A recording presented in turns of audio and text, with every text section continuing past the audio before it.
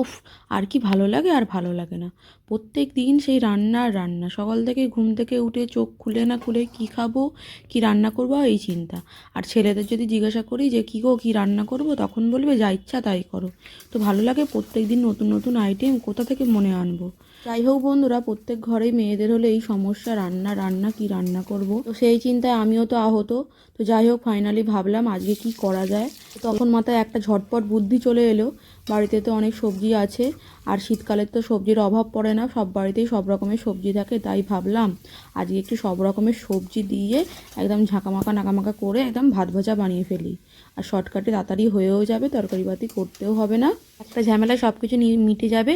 তো তার জন্য সমস্ত কিছু সবজিপাতি কেটে নিয়েছি, আলু, পেঁয়াজ, বাঁধাকপি, ক্যাপসিকাম, সমস্ত কিছু যা কিছু ছিল আর কি সব দিয়ে দিয়েছি। আর তার মধ্যে দিয়ে দিলাম সয়া সস, নুন মিষ্টি ঠিকঠাক দিয়ে।